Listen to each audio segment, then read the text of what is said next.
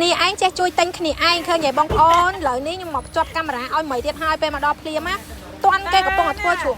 តាពាំងព្រិចនេះបងប្អូនអើយភ្លក់ទៅឲ្យស្រួយខ្ញប់ឆ្ងាញ់មែនតើហើយនិយាយក្តាមប្រៃវិញខ្ញុំរកបាយរហូតហ្មងតែញ៉ាំក្តាមប្រៃលេងឆ្ងាញ់ខ្លាំងបងប្អូនបើបានបាយក៏ឆ្ងាញ់ដែរតែអត់ទេខ្ញុំទុកកាពះទៅញ៉ាំស៊ុបគាត់នៅកន្លែងគាត់លក់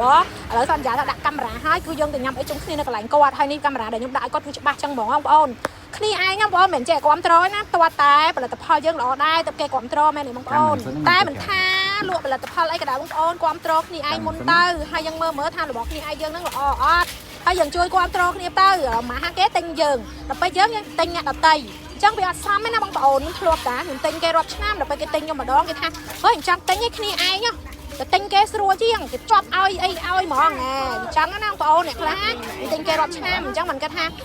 ចេះឯងក្រែងចេះគេអញ្ចឹងណាបងប្អូនអញ្ចឹងទៅគ្នាឯងនិយាយទៅគ្នាឯងទិញខ្ញុំច្រើនមែនតែមានតែមួយទេដែលគាត់ពិបាកអញ្ចឹងណាហើយយើងក៏ដឹងមនុស្សដែរយើងដឹងច្រកដឹងអីអញ្ចឹងទៅឥឡូវយើងមកដល់នេះគឺកូនចាស់គាត់រៀបចំចេញអាវ៉ាន់ទៅលក់ហើយបងប្អូនអូយទៅសើប្តីប្រពន្ធគាត់មែនតែ